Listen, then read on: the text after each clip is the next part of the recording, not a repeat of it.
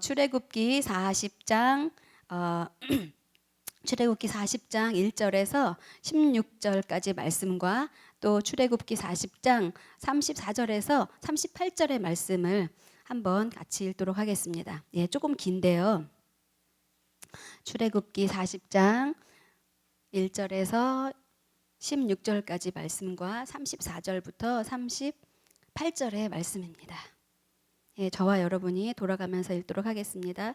여호와께서 모세에게 말씀하여 이르시되 너는 첫째 달 초하루에 성막 곧 회막을 세우고 또 증거궤를 들여놓고 또 휘장으로 그 궤를 가리고 또 상을 들여놓고 그 위에 물품을 진설하고 등잔대를 들여놓아 불을 켜고 또 금 향단을 증거궤 앞에 두고 성막 문에 휘장을 달고 또 번제단을 회막의 성막 문 앞에 놓고 또 물두멍을 회막과 제단 사이에 놓고 그 속에 물을 담고 또 뜰 주위에 포장을 치고 뜰 문에 휘장을 달고 또 관유를 가져다가 성막과 그 안에 있는 모든 것에 발라 그것과 그 모든 기구를 거룩하게 하라. 그것이 거룩하리라. 너는 또 번제단과 그 모든 기구에 발라 그 안을 거룩하게 하라. 그 제단이 지극히 거룩하리라. 너는 또 물두멍과 그 받침에 발라 거룩하게 하고 너는 또 아론과 그 아들들을 회막 문으로 데려다가 물로 씻기고 아론에게 거룩한 옷을 입히고 그에게 기름을 부어 거룩하게 하여 그간에게 제사장의 직분을 행하게 하라. 너는 또 님시의 아들 데려다가 그들에게 겉옷을 입히고 그 아버지에게 기름을 부음같이 그들에게도 부어서 그들이 내게 제사장의 직분을 행하게 하라. 그들이 기름 부음을 받았은즉 대대로 영영이 제사장이 되리라 하시매 모세가 그같이 행하되 곧 여호와께서 자기에게 명령하신 대로 다 행하였더라. 예, 34절부터요. 구름이 회막에 덮이고 여호와의 영광이 성막에 충만하매 모세가 회막에 들어갈 수 없었으니 이는 구름이 회막 위에 덮이고 여호와의 영광이 성막에 충만함이었으며 구름이 성막 위에서 떠오를 때에는 이스라엘 자손이 그 모든 행진하는 길에 앞으로 나아갔고 구름이 떠오르지 않을 때에는 떠오르는 날까지 나아가지 아니하였으며 다같이 낮에는 여호와의 구름이 성막 위에 있고 밤에는 불이 그 구름 가운데 있음을 이스라엘의 온 족속이 그 모든 행진하는 길에서 그들의 눈을 보았더라. 아멘. 예, 저는 이 말씀을 준비하면서 정말 이 구름이 충만한 회막에 충만하게 여호와의 영광이 덮였던 그 충만함이 정말 우리들 마음 가운데 그리고 오늘 우리 성전 가운데 충만하게 임하였으면 좋겠다. 그런 너무나 큰 기대감이 있었고 반드시 그렇게 될 것이다라는 그런 소망이 들었습니다. 여러분도 그런 소망이 가득하시기를 바랍니다. 이 출애굽기 40장의 내용은 그 출애굽기의 내용인데요. 이 출애굽기는 모세가 이제 소명을 받아서 그 1차 하나님께서 원하시는 비전이었던 그 출애굽 과정과 그리고 2차 비전인 성막을 완성시켜 주시는 그런 그 내용들로 구성이 되어 있습니다. 그런데 오늘 그 본문은 그 성막의 설계도를 따라서 받아서 다 기구들을 제작하고 그리고 이제 그 성막을 세우고 기구들을 안치하는 그런 장면입니다. 그리고 그것이 맞춰진 이후에 하나님께서 그 이제 일하시는 그런 장면인 것을 볼 수가 있습니다. 저는 이 내용을 보면서 하나님께서 정말 모세에게 원하셨던 것은 모세를 부르셔서 하려고 했던 것은 정말 어떤 일이었을까 그런 생각을 좀 하게 됐어요. 그 출애굽에 관한 이야기가 그 홍해를 건너선 그 이야기가 너무나 유명하기 때문에 우리가 그 출애굽을 하기 위한 그 대표 주자로 모세를 불러서 세웠다. 라고 이렇게 생각을 했었는데 제가 이 40장을 자세히 살피고 또 말씀을 준비하면서 과연 그것이 정말 그 주님께서 모세에게 원하셨던 그 마지막 목표였을까라는 생각에 의구심이 들면서 이 말씀을 준비했는데요. 이 말씀의 은혜가 너무나 기가 막히고 우리들을 너무나 사랑하시고 또 우리들이 이렇게 되기를 너무나 간절히 원하시는 그런 하나님의 마음을 엿볼 수가 있었습니다. 우리가 1절과 2절을 한번 다 같이 읽겠습니다. 시작. 여호와께서 모세에게 말씀하여 이르시되 너는 첫째 날 초하루에 성막 곧 회막을 세우고. 예, 여호와께서 모세에게 말씀하여 이르시되, 이 말씀이 굉장히 많이 나오죠. 이 출애굽기에는 그 1, 2, 3장을 제외하고는 계속해서 1, 2, 3장에도 물론 굉장히 많이 나와 있는데 아주 굉장히 많이 이 여호와께서 모세에게 말씀하시되라는 말이 굉장히 많이 나와 있습니다. 그래서 이 여호와께서 모세에게 말씀하시되라는 말을 보면서 하나님은 굉장히 말씀이 많으신 분이구나. 정말 시어머니처럼 굉장히 말씀이 많으신 분이구나.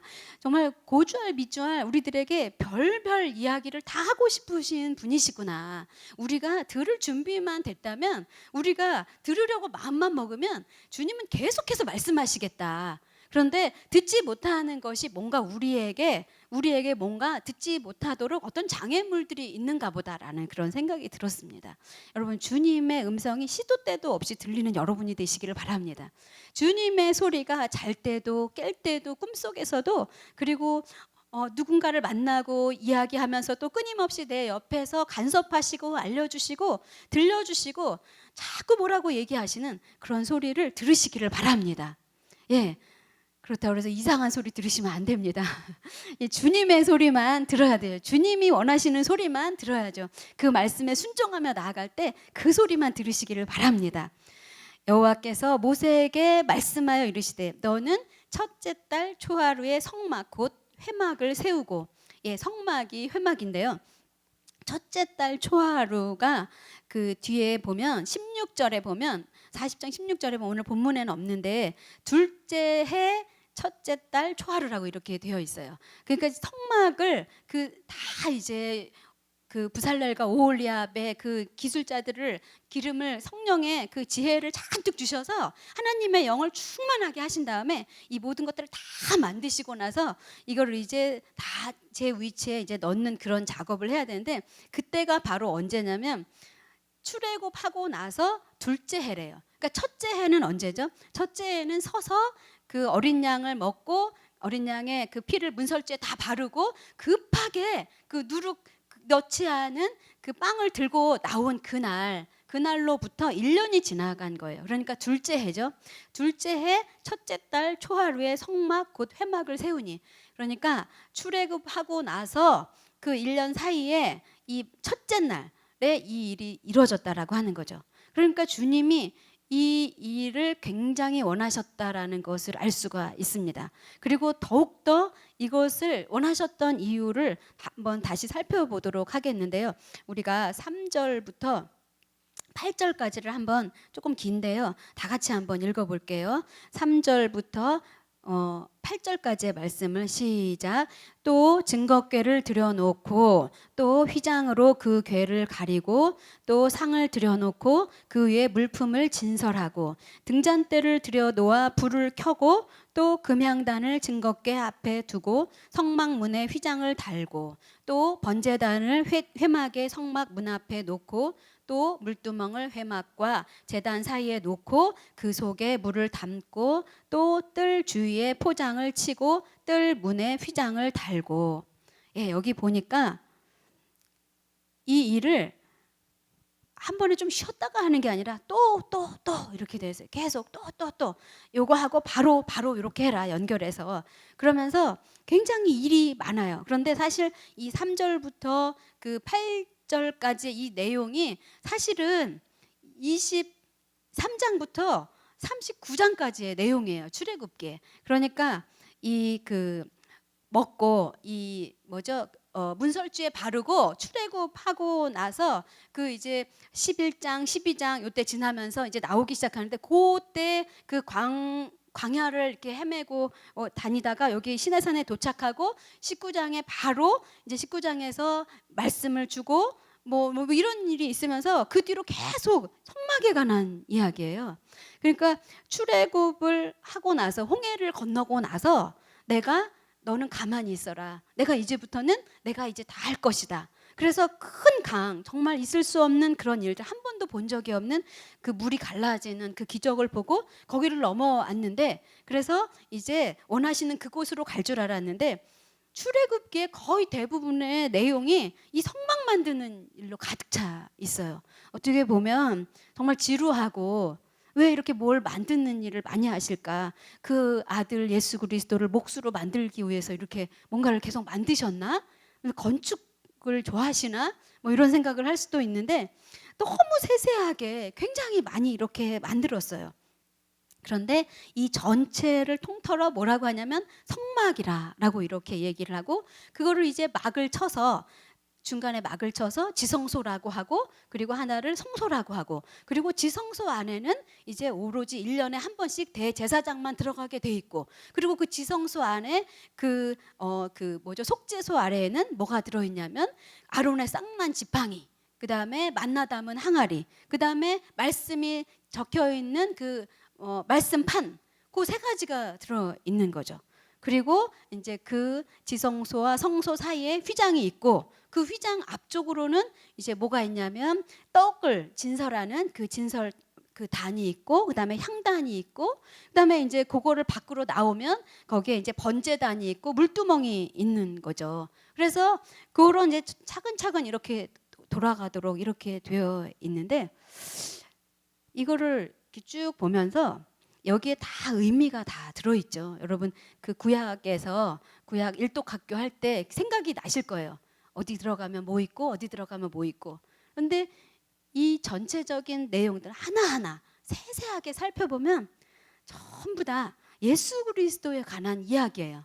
예수님에 관한 이야기가 하나씩 하나씩 이렇게 들어있어요. 그래서 조금씩 앞으로 들어가면 들어갈수록 더 깊은 하나님의 아들 예수 그리스도에 대한 이야기, 그런 이야기들로 잘 풀어서 갈 수가 있습니다. 내용들이 다 그래요. 지금 다 그런 내용을 설명할 수는 없는데 전부 다 그렇게 되어 있어요. 그리고 이 내용들을 앞에 잘 우리가 살펴보면 거기에 뭐는 어떻게 만들고 뭐는 어떻게 만들고, 그리고 재료는 뭐 아카시아 나무로 만들고, 그다음에 그 겉은 금으로 씌워놓고, 이런 이야기까지 세세하게, 그리고 향은 어떻게 만들고 향은 함부로 만들어서는 안 되고, 뭐 이런 이야기들 굉장히 많이 나와 있습니다. 그런 모든 이야기들이 굉장히 세세하게 나와 있는데, 그런 이야기들이 전부 다 예수 그리스도에 관한 이야기라고 하는 것입니다.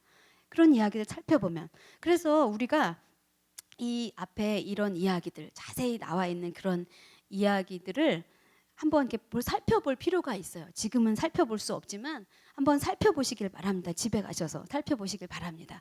그래서 우리가 이거를 다 살펴볼 수는 없고, 그렇다 치고 오늘 이 말씀을 잘 이제 또 우리에게 설명을 또 해주시는데, 9절부터 11절까지 한번 읽어보도록 하겠습니다. 시작. 또 관유를 가져다가 성막과 그 안에 있는 모든 것을 발라 그것과 그 모든 기구를 거룩하게 하라. 그것이 거룩하리라. 너는 또 번제단과 그 모든 기구에 발라 그 안을 거룩하게 하라. 그 제단이 지극히 거룩하리라. 너는 또 물두멍과 그 받침에 발라 거룩하게 하고. 여기에 관유를 가져다가 기름이죠, 기름을 가져다가 이 성막과 그 안에 있는 모든 기구들에 다 바르래요. 뭐를 언제 들여놓고 순서를 다 얘기해 주셨죠. 그렇게 한 다음에 거기에 또 다 기름을 바르라고 이렇게 얘기하고, 모든 것에 발라서 어떻게 하냐면 그 기구를 거룩하게 하라. 거룩하게 하라. 그 모든 기구들은 가만히 있고 거기에 기름을 다 발라서 거룩하게 하는 수동태로 쓰여져 있어요. 거룩하게 하고, 이것도 거룩하게 하고, 거룩하게 하고. 그러니까 이 관유를 바른다라고 하는 것은 성결하게 하는 의미가 있죠. 모든 기구들을 거룩하게 해라. 그러니까 그 관유를, 기름을 바르지 않은 것들은 전부 다 의미가 없는 거예요. 기름으로 발라져 있지 않은 것들은 다 쓸모가 없는 것들이죠, 어떻게 보면. 그래서 쓰임받는 모든 것들은 기름을 발라서 거룩하게 구별해야만 하는 것이죠. 그러니까 우리가 이 성전 안에 들어와서 주님을 섬기려고 할 때, 우리가 그 섬기려고 하는 그런 모든 것들은 다 성령으로 주님 거룩하게 해주십시오, 이런 마음으로 사실은 해야 됩니다. 주님, 내가 드려지는 모든 것들, 이것은 주님 거룩하게 하십시오. 거룩하게 사용하여 주십시오. 그래서 거룩하게 해야 돼요. 어르신들이 교회에 오실 때 헌금 봉투를 잘 다려서 오시고 또 교회 오실 때 함부로 아무 옷이나 입고 오지 않으시고 잘 좋은 옷, 그리고 새로 산 옷은 항상 교회에 먼저 입고 오시고, 예, 우리 어르신들이 항상 그렇게 했는데 저는 그것이 맞다라고 생각합니다. 어떻게 보면 되게 율법적인 것 같기도 하고 뭘 또 그렇게까지 하나 이러는데, 사실은 교회 문 들어설 때 우리가 그런 구별된 마음을 가지고 올 때 주님도 우리를 그런 마음으로 맞아주시고, 그리고 그런 우리의 경건하고 거룩한 그 마음을 하나님께서 귀하게 여기신다라고 하는 것입니다. 여러분, 그렇게 교회를 찾으시길 바랍니다. 그렇게 우리가 주님, 내 마음이 그렇게 준비됐습니다. 그러니 성령으로 우리의 머리부터 발끝까지 기름으로 발라주십시오. 성령의 기름으로 발라주십시오. 그래서 거룩하게 구별되게 우리를 사용하여 주십시오. 이렇게 그릇들처럼 우리 자신도 그렇게 쓰임바가 되어야 한다라고 하는 것입니다. 그래서 이제 그 다음에 성전에서 일할 그 제사장들에 관한 이야기가 나오는데요. 12절부터 16절까지 한번 읽어보겠습니다. 너는 또 아론과 그 아들들을 회막문으로 데려다가 물로 씻기고 아론에게 거룩한 옷을 입히고 그에게 기름을 부어 거룩하게 하여 그가 내게 제사장의 직분을 행하게 하라. 너는 또 그 아들들을 데려다가 그들에게 겉옷을 입히고 아버지에게 기름을 부음같이 그들에게도 부어서 그들이 내게 제사장의 직분을 행하게 하라. 그들이 기름 부음을 받았은즉 그대로 영영이 제사장이 되리라 하시매. 예, 그 저희가 15절까지 읽었는데요. 여기 보니까 제사장이 이제 그 성막 안에서 일을 해야 되는 거죠. 이 중에서 제사장들은 그 성소까지만 들어갈 수 있고 지성소 안에는 못 들어가요. 지성소 안에는 오직 대제사장만 들어가야 되는데, 그 성소 안에서도 그 매일매일 하루에 한 번씩은, 하루에 두 번씩은 그 송아지 아침에 드리고 저녁에는 염소를 또 제단 앞에 드려서 아침 저녁으로 그렇게 하고, 그리고 그 불은 꺼지지 않게 하고, 뭐 이런 일들을 계속 제사장들이 해야 되는 거죠. 그렇지만 그 지성소 안에는 이제 대제사장만 들어갈 수 있도록 이렇게 되어 있는데, 그들이 거기 들어갈 때도, 그 회막문에 들어갈 때도 물론 그 이방인의 뜰이 또 있어요. 거기는 이제 그 이방인들도 들어갈 수 있는 그 뜰인데, 그 이제 계시록에도 나와 있죠. 그런데 어쨌든지간 그 회막문으로 들어갈 때 뭐를 하냐면 물로 먼저 씻겨라. 그리고 그 거룩한 옷을 입히고 기름을 부어서 거룩하게 해라. 그래서 제사장의 직분을 행하게 해라. 이렇게 되어 있죠. 그러니까 하나님의 일을 하는 사람들은, 하나님을 위해서 섬기길 원하는 사람들은 먼저 자기 자신이 물로 씻겨서 거룩하게 되어야 되는 거죠. 그래서 우리가 주님 앞에 나올 때 먼저 주님께 그동안에 있었던 하루 전이라 할지라도, 밤에 잠시 자고 나왔다 할지라도 그저 주님, 나를 거룩하게 해주십시오. 주님의 보혈로 나를 씻겨주십시오. 주님, 나의 모든 생각과 마음에 품은 감정과 이런 모든 탐욕과 욕심, 이런 모든 생각들을 주님 거룩하게 해주십시오. 이렇게 주님 앞에 나 자신을 드리고 그 다음에 주님, 나를 사용해 주십시오. 이렇게 헌신하고 그렇게 노력해야 되는 거예요. 애를 써야 되는 거죠. 그렇게 하기로 자꾸 나 자신을 다그쳐야 되는 거예요. 그래서 성소를 함부로 여기지 않으셔야 합니다. 그런데 우리는 그럼 뭘 가지고 그렇게 하는가? 말씀과 기도로 거룩하여지니라. 디모데서에 나왔죠. 그 말씀이 말씀과 기도로 거룩하여지니라. 우리가 우리를 거룩하게 할 수 있는 방법은 말씀과 기도로 그렇게 할 수 있다라고 이렇게 이야기하는 거예요. 그러면서 성령으로, 성령의 기름을 부어 거룩하게 하고 제사장의 직분을 행하게 하고, 또 그 아들들을 데려다가 겉옷을 입히고, 예, 겉옷을 입히래요.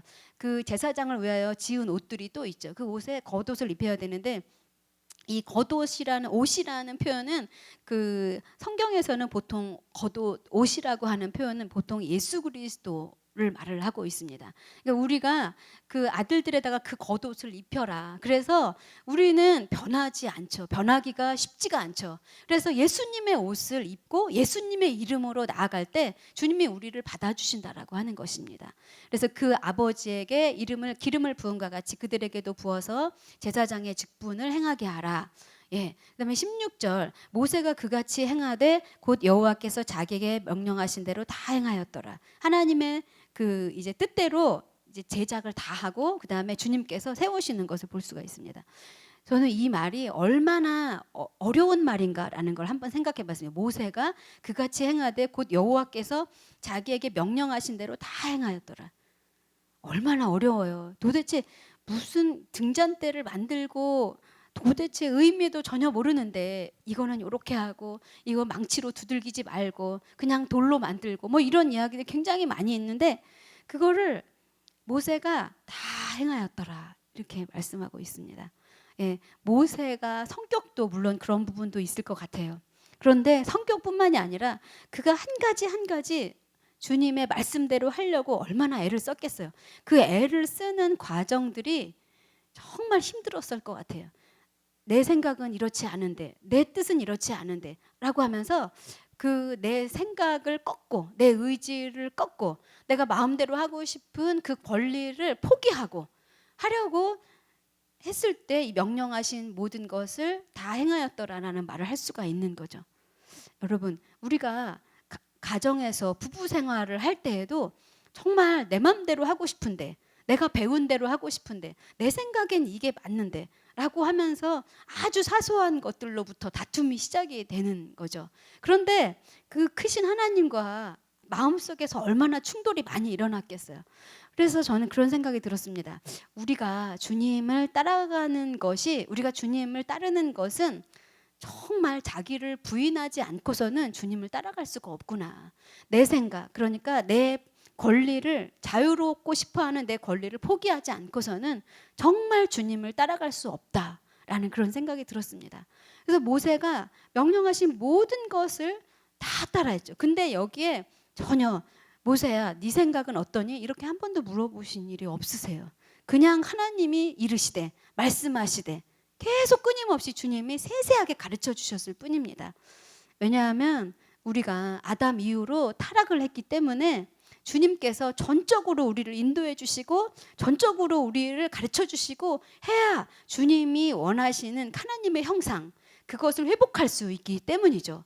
여러분, 주님 앞에 그렇게 순종할 수 있는 여러분이 되시길 바랍니다. 여러분, 그렇게 되시기를 바랍니다. 어렵고 힘든 줄 알지만 하나님의 뜻대로 주님께서 세움받은 여러분이 되시기를 바랍니다. 그렇게 됐을 때 34절부터 38절을 보겠습니다. 시작. 구름이 회막에 덮이고 여호와의 영광이 성막에 충만하매 모세가 회막에 들어갈 수 없었으니 이는 구름이 회막 위에 덮이고 여호와의 영광이 성막에 충만함이었으며 구름이 성막 위에서 떠오를 때에는 이스라엘 자손이 그 모든 행진하는 길에 앞으로 나아갔고 구름이 떠오르지 않을 때에는 떠오르는 날까지 나아가지 아니하였으며 낮에는 여호와의 구름이 성막 위에 있고 밤에는 불이 그 구름 가운데 있음을 이스라엘의 온 족속이 그 모든 행진하는 길에서 그들의 눈으로 보았더라. 예, 여기 보면 그 일을 마치자마자 무슨 일이 일어나냐면 구름이 회막에 덮이고 여호와의 영광이 성막에 충만함에 모세가 그 회막 안에 들어갈 수 없을 정도로 그렇게 여호와의 영광이 충만하게 덮였다라고 이렇게 말합니다. 구름은 보통 여호와의 임재를 말하죠. 승인을 한 여호와의 영광이 임했다라는 것은 이것이 내 마음에 완전히 합했다. 이게 바로 내가 원하는 거였다. 내가 여기서 너와 만날 것이다. 이렇게 얘기를 하는 거죠. 이 모든 성막이 완전히 주님이 원하시는 대로 그렇게 돼버렸을 때 주님의 영광이 그 안에 완전히 차지해 버린 것을 볼 수가 있습니다. 여러분, 우리가 저는 이 말씀을 보면서 뭐가 생각이 나냐면 에스겔에서 47장이 생각이 났어요. 거기서도 역시 그 성전에 관한 이야기가 나오는데 거기 성전에는 성전을 측량하는 자가 와서 그 자로 계속해서 재는 거죠. 성전을 계속 측량하는 일이 나오죠. 근데 거기에 보면 발목까지 물이 내려왔다. 계속 측량하니까 그 다음에 허리까지 왔다. 그 다음에 또 측량하니까 어깨까지 왔다. 이제 더 이상 건너지 못할 강이 되었다. 그런데 그렇게 되니까 더 이상 헤엄치지 않으면 견딜 수 없는 그렇게 높은 강물이 넘쳐흐르는 강이 됐으니까 그때 뭐라고 물어보냐면 내가 이것을 보았느냐라고 질문하는 장면이 나와요. 에스겔 선지자에게 내가 이것을 보았느냐 이런 장면이 나와요. 계속해서 성전을 계속 측량하고 이것이 저는 오늘 이 성막을 모세가 지었던 것처럼 세밀하게 지었던 것처럼 이 모든 것을 우리에게 알려주고 어디는 어떻게 요렇게 하면서 했던 것처럼 이 성막을 측량하는 자가 그 성전의 구석구석을 측량하며 나아갔던 것처럼 도대체 이 성전을 측량하는 것은 도대체 무엇인가라는 생각이 들었습니다. 여러분, 그 성전은 바로 성전 대신 예수 그리스도를 의미하는데 우리가 그 예수 그리스도를 계속 알아가는 거죠. 발목에 찰 만큼, 허리에 찰 만큼, 어깨에 찰 만큼, 정말 헤엄쳐져 가지 못할 그 강에 찰 만큼 계속해서 우리가 하나님을 알아나가는 것. 그렇게 됐을 때 우리에게 하나님의 영광이, 성막을 우리를 성전 삼아 하나님의 영광이 우리에게 충만하게 임할 것이라고 저는 생각합니다. 여러분, 그런 지식이 여러분 안에 충만하기를 바랍니다. 여러분, 그렇게 하나님을 알아가고자 하는 마음이 여러분 안에 샘솟듯 일어나기를 바랍니다. 그렇게 됐을 때 견딜 수가 없어서 그 에스겔서 47장에 뭐라고 나오냐면, 강 좌우에 나무가 심이 많고 바다의 물이 되살아나가고 고기가 심이 많아지고 이 강이 이르는 곳마다 각처의 모든 것이 살 것이며 진펄과 갯벌이 되살아날 것이라고 이렇게 이야기를 합니다. 여러분, 그렇게 여러분이 가는 곳마다 되살아나시기를 바랍니다. 만약에 우리가 그렇지 않다고 한다면, 저를 포함해서 아무 일도 일어나지 않는다고 한다면 정말 그게 이상하지 않습니까? 우리가 정말 신앙생활에 대해서 다시 한번 생각해 봐야 되죠.